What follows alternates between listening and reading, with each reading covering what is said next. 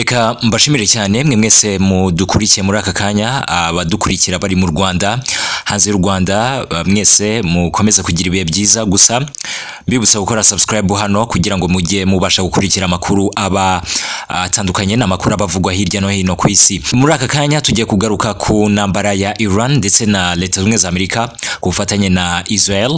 Ni intambara ikomeje kuvugisha abantu benshi hano ku isi bitewe n'imbaraga ino ntambara ifite, yaba ku ruhande rwa Iran, yaba ku ruhande rwa Leta Zunze Amerika ndetse na Israel. Ejo twavuganaga na Ibrahim, n'umusesenguzi wa politiki uba hariya muri Iran, atubwira ibyiriwe bivugwayo, atubwira amagambo ari kugenda atangazwa n'abayobozi ku mpande zombi. Muri aka kanya Ibrahim turi kumwe nanone, agiye kudusangiza ku makuru yiriwe avugwa uyu munsi ku wa kane. Ibrahim, assalamu alaikum. Wa alaikum salam wa rahmatullahi wa barakatuh. Ibrahim, mwiriwe gute aho ngaho Tehran muri Iran? Twiriwe mu ngorane nk'ibisanzwe, ariko kugeza iyi saha navuga ko nagerageje gusa nkaho nimuka, ntago nyiri mu byikatikati muri Tehran nyirizina, kuko uyu munsi habyutse haraswa ibisasu rutura bikomeye cyane. Ntabwo ariho kubarizwa cyane ariko ndi gukurikirana na hafi ibiri kubera Tehran. Ni iki cyatumye wimuka? Ni ukubera ibisasu byaguye muri Tehran mu mujyi? Ubu biri kuba muri Iran ubu, by'umwihariko muri Tehran, indege z'intambara za Amerika ndetse na Israel ziri gukomeza gutera ibisasu mu mijyi irimo nka Tehran ndetse n'ahandi, ariko by'umwihariko bari kwibasira umujyi mukuru wa Tehran, ariko bagerageza no gusenya cyangwa se bagaba ibitero ahari intwaro za nucleaire, cyangwa se bagerageza gushaka hari intwaro zikomeye cyangwa se ku birindiro bya gisirikare by'abasirikare ba Iran. Gusa iki navuga nuko ibitero byibasiye ibigo bya gisirikare na za misile mbese n'ibigo bya nucleaire cyane, ariko ubu abantu barenga 1000 bamaze gupfa kuva intambara yatangira. Navuga ko kuva ku itariki 28 Gashyantare uyu mwaka 2026 nibwo intambara yatangiye hagati Amerika yateraga ifatanyije na Israel, bateraga Iran muri rusange. Yego, ndashaka kumenya ibitero by'uyu munsi byari bifite imbaraga zingana gute ku buryo mwahise muva muri Tehran, abaturage bamwe na bamwe? Ibitero byo urumva iyo bakomeza gutera ibisasu ahantu hatandukanye mu mujyi, urumva ugerageza gushaka uko wakiza ubuzima bwawe, ariko nyirizina nuko ari ibisasu biremereye cyane. Ariko Iran nayo kugerageza gusubiza za misile za drone z'abanya-Israeli ndetse n'ibirindiro bya Amerika, by'umwihariko urabizi ko nayo irimo iragenda igerageza kurasa, igerageza kwivuna umwanzi, ari naho bavuga ko kurenga imbibi karasa no mu bindi bihugu, ariko Iran yavuze yuko ari kugerageza kurenga imbibi z'igihugu cyangwa se ubusugire bw'ibindi bihugu, ikaba yatera ibindi bihugu. Ariko urabizi ko bivugwa ko hari ibisasu byatewe muri Qatar, yaba na Bahrain, Kuwait ndetse n'ahandi, bivugwa ko ibisasu byari byavuye muri Iran. Ariko by'umwihariko niba wabikurikiranye neza abonye ko na ambasade zimwe zo muri Qatar zafunze, nk'ubu nka ambasade y'u Rwanda yo nabonye iri gukorera online, yatangaje ko ibaye ifunze iyo ambasade muri Qatar. Yaba na Dubai muri rusange ubonye ko ntabwo bimeze neza. Ibikorwa byinshi urebye birimo birakorerwa online, by'umwihariko ariko Iran hari naho yateye ku birindiro bya Amerika, bivugwa ko muri Iraq naho hari n'ibindi bice mu karere naho yateyeyo ibisasu mu rwego kugira ngo yirinde cyangwa se yirinde umwanzi nyirizina.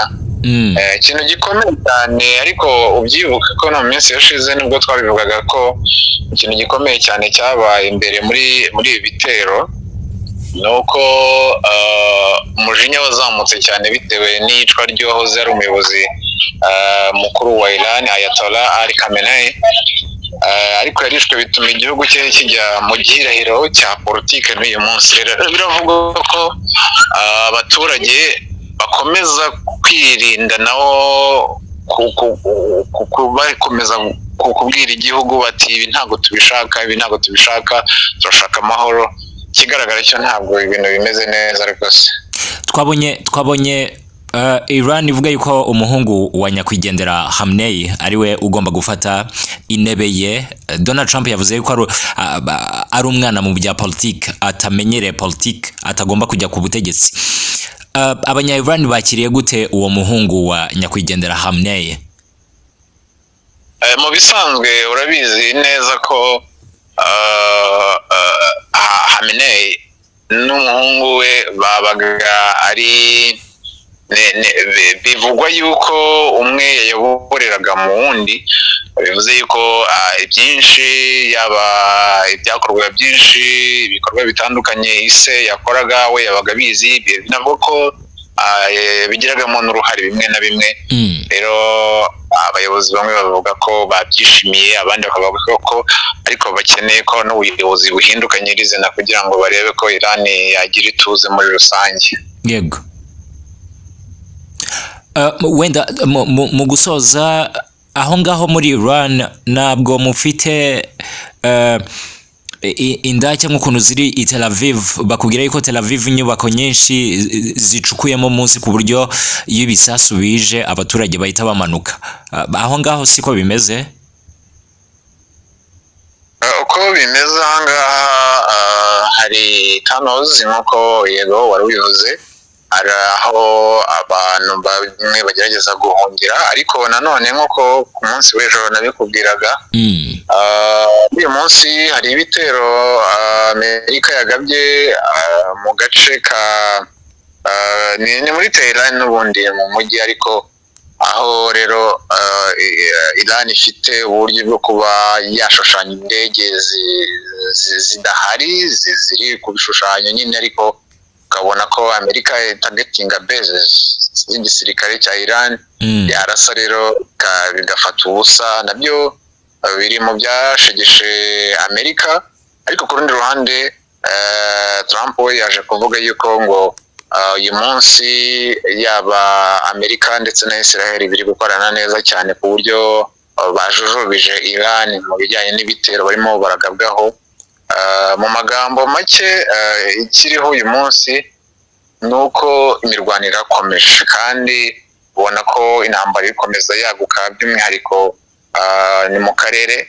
Intambara ni ikiriya Iran gusa hano bireba, yaba Hezbollah muri Lebanon nayo yinjiye mu ntambara, yaba hari n'ibitero ibitero mu bihugu byo mu Kigobe, ndavuga Gulf, yaba Iran nayo yanavuze ko ishobora noneho gufunga Strait of Hormuz rero aho 20% by'amavuta y'isi niho binyura. Ibyo nabyo wabimenya, bivuze rero ko ibi byatumye ibiciro bya peteroli ku isi bizamuka cyane. Urumva ko hari ingaruka z'intambara irimo iragenda iba muri Middle East. Bivuze ko ubuzima rero bw'abaturage muri Iran bukomeje kugenda nabi cyane, yaba internet irimo iragenda nabi cyangwa se kugabanywa mu gihugu. Abantu rero navuga ko turi mu bwihisho cyangwa se muri bunkers.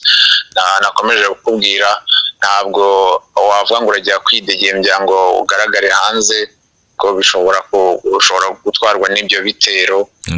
Yaba amazi n'amashanyarazi bimwe byangiritse mu bice bimwe na bimwe.